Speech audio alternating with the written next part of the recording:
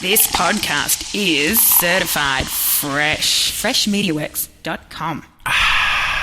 Welcome to the Montgomery ISD Athletics Show, where each week we share conversations about everything that makes MISD athletics so great. Montgomery ISD, in partnership with families and community, will graduate all students with the knowledge, skills, and leadership necessary to thrive as productive and responsible citizens.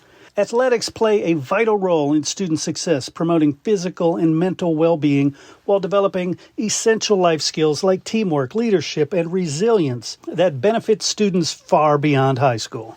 The Montgomery ISD Coaches Show is fueled by EAG Automotive, East Texas's MVP since 1977. With 8 locations and a winning lineup of new and pre-owned rides, they bring the heat with hometown hustle and high-performance service. EAG Automotive, where East Texas drives to win. With 60,000 fiber route miles across 20 states, we deliver reliable solutions. We prioritize customer service to build better relationships and a better Texas. Consolidated Communications. Let's build a better network.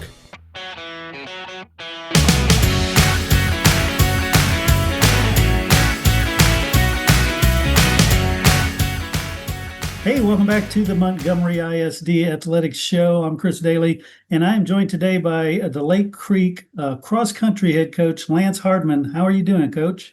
I'm doing well. How about yourself? I'm doing great. So I love the fact that we get to talk about something other than football. Don't get me wrong. I love football, but it's so unique in Texas to talk about a sport other than football. Right. For sure. So talk to me about cross country. I see 1, 2, 3, 4, 5 meets have already happened. Yes, sir. Our season has concluded. We're into our postseason now, so we're preparing for district, which will be Thursday. Nice. And I'm feeling pretty excited about it, honestly. If you would have asked me how I felt about it when I first got here back in August, it'd probably be a different answer, honestly. But we've progressed pretty well this year, and so I'm super excited to get into district and kind of see what these kids can do. Most of our kids, let me see if I can give you a number, actually. We have 21. It's 19 raced last week. And out of those 19, 15 of them had season PRs. Sweet. Last week. So that's phenomenal. That's exciting. That was a new meet for everybody. Yeah. And so they all enjoyed it. It was fun. It was good. So we're in a good spot right now. Yeah. Cool. Well, we're going to talk about some of those meets, but first I want to talk about you. You mentioned, August you got here. So what's your story to becoming the Lake Creek cross country coach? Okay. Yeah, that was interesting for sure. I actually applied for a job at Lake Creek and interviewed for a job. I think it had to do with football and or basketball. Sure. And I did not get it, which is fine. But they had a job come open last minute. And so my name, I guess, was thrown around in there. They called me and I accepted it. But, cross country had pretty much already been in season. Like summer is basically preseason for cross country. And I didn't get here till the end of the summer. And right. We didn't have kids I didn't have my full team until the second week of school. And so it was crazy. It was chaotic, and it was a learning curve for sure. This is actually the first time I ever coached cross country as well. So I had a lot of homework to do. Yeah. I have my background actually is what I went to school for by trade is actually strength and conditioning. And I did that for several years at the college level. So I had relationships with some cross country and track coaches. So I reached out to a few of them, and so we talked about it. I got some ideas, and Tim McGuire over in Montgomery was great. I reached out to him, and he is awesome. He knows a lot. And so I kind of just took from what I knew already, ideas that I had, and then from all these other coaches, and put something together. And it's a little untraditional. It's a little different about what we do here. We do a lot of capacity training. which is a little different, and especially for distance runners because they want to Yeah. run far and they don't really want to run fast. Yeah. So making them run fast is getting them out of their comfort zone. So it's a little different, but I mean, based off the numbers, we're having some success, and each person's individual growth. I think that's what it's about. So that's Yeah. kind of where we're at now.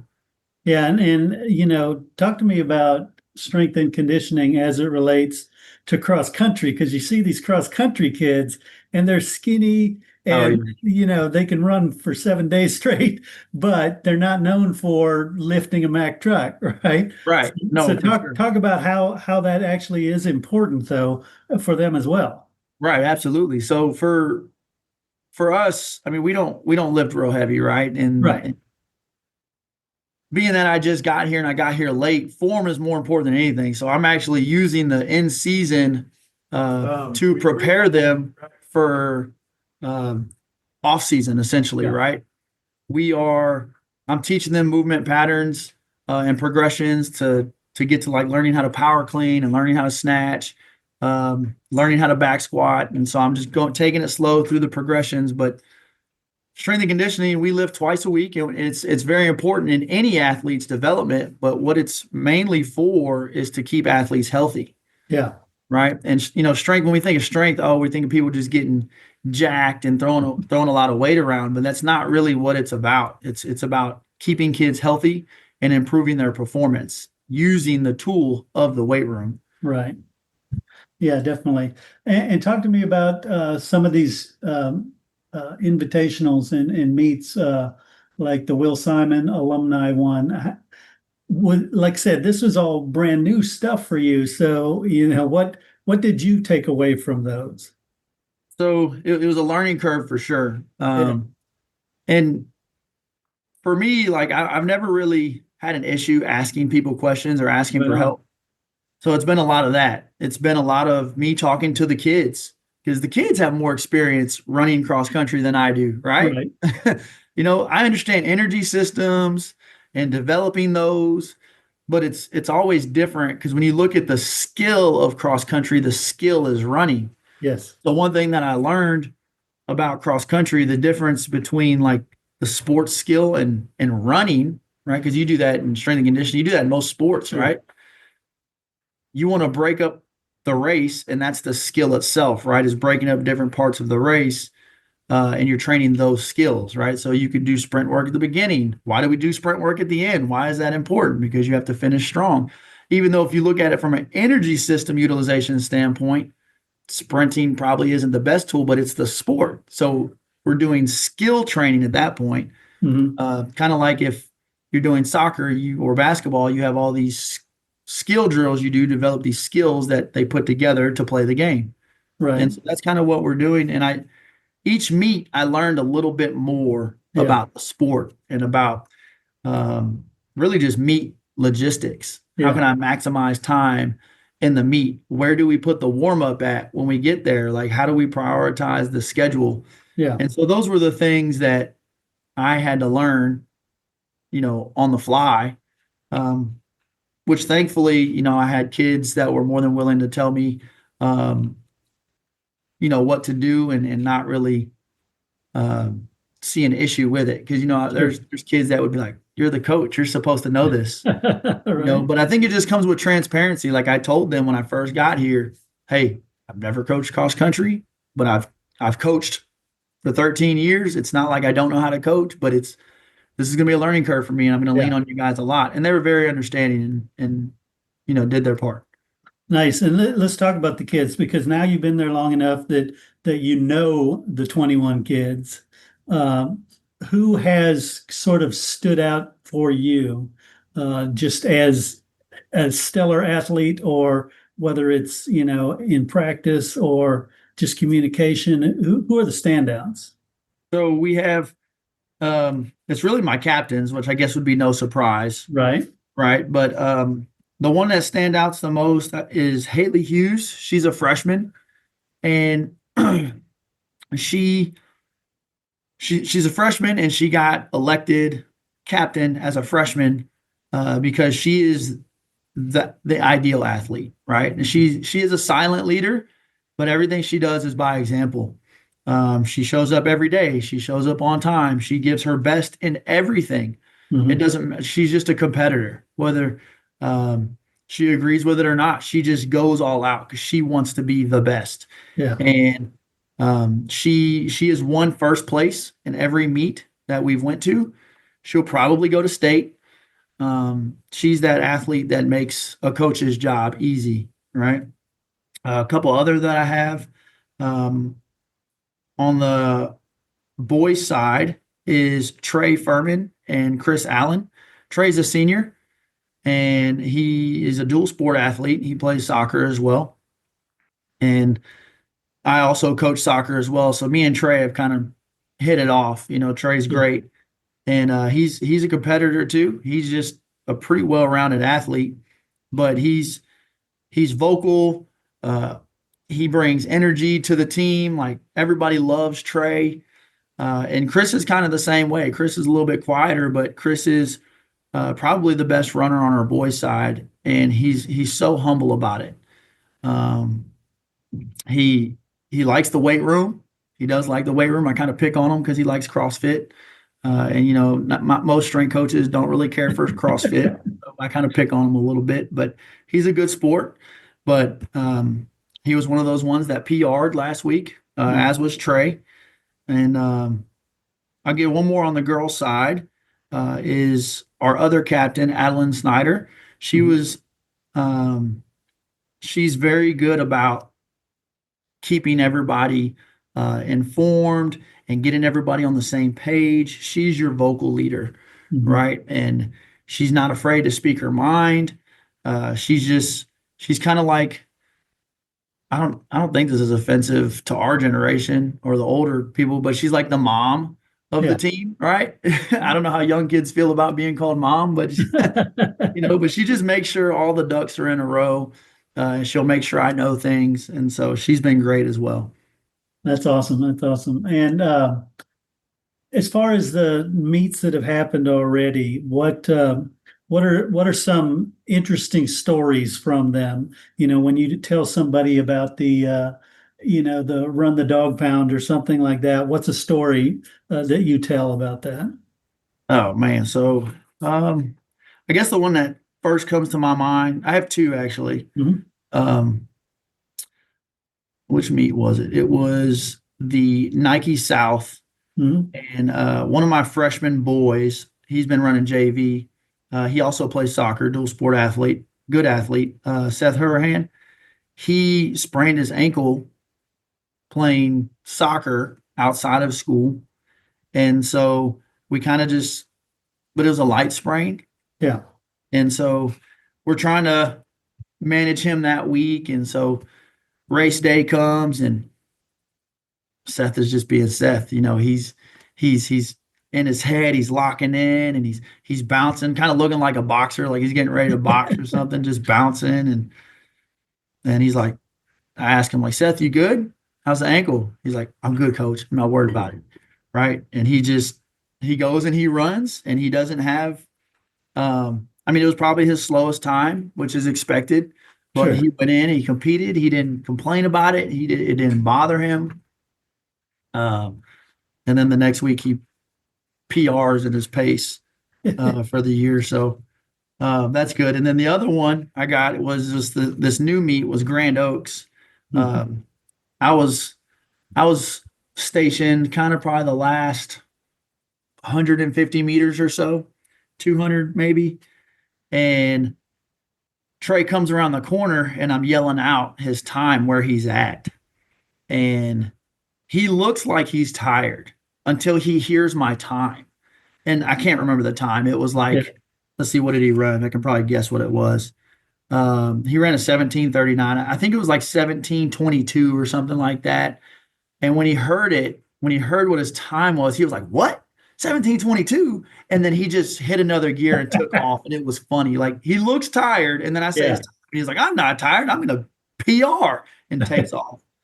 So, and that kind of explains who Trey is too. Yeah. So, um, he's a funny guy. I love that.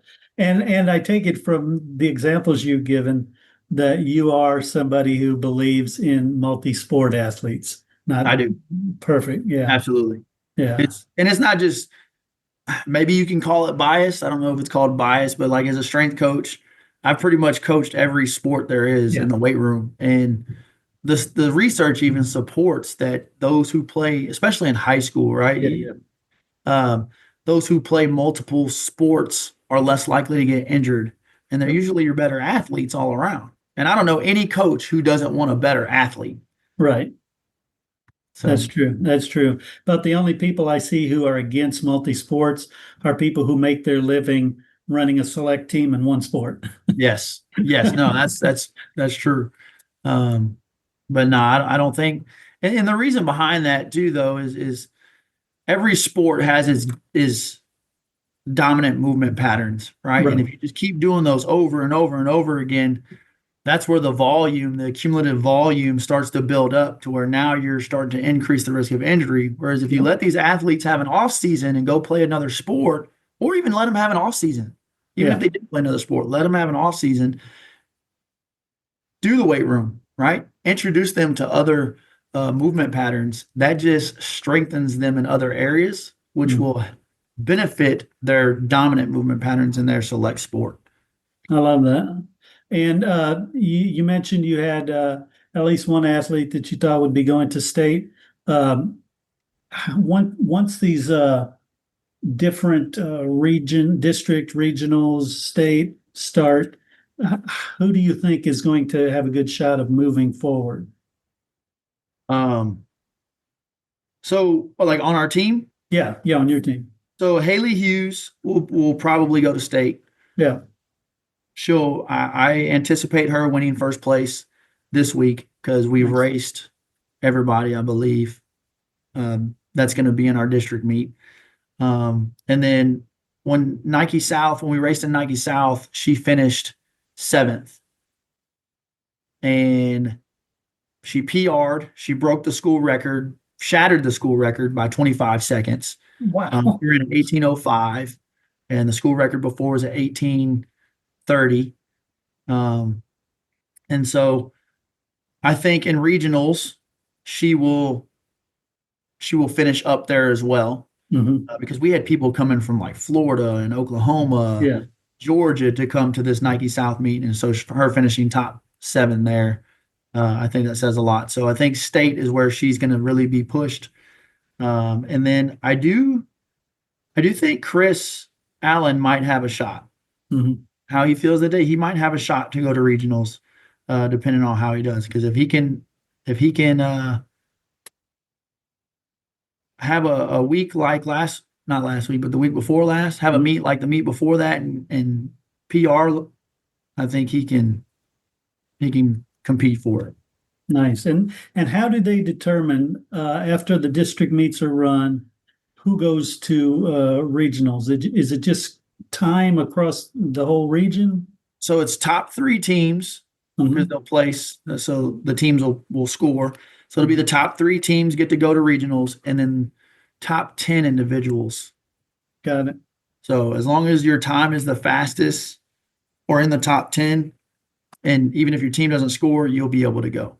Got it. Cool. And then I assume it's something similar for state. Correct. I believe that one is the top 15 individuals, if I'm not mistaken. Nice. And where is district held, regional and state? So district will be held at Veterans Park in College Station. Regionals, and that'll be on the 9th, on Thursday the 9th, October 9th. October 20th, that's a Monday, will be in Huntsville, which we've ran that meet already. We've ran that course already, which is great. And then state will be on Halloween on the 31st. I'm debating if I wear my costume or not. You must. That will be in Round Rock. Okay. Cool. Well, gosh, Coach, I appreciate you taking the time to chat with me, and best of luck in district, regional, and hopefully we're still talking in state. Yes, sir. I hope so. Thank you so much for having me. You bet. Thank you.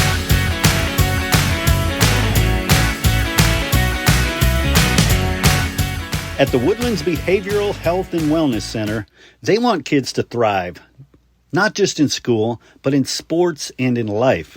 Pressures like anxiety, ADHD, or even the stress of competition and injuries can hold them back. That's why their team offers specialized care, including sports psychology, to help kids manage performance pressure, bounce back from setbacks, and build confidence on and off the field. They provide complimentary consultations, so call today. Call 281-528-4226 or visit addwoodlands.com because every student deserves the chance to thrive.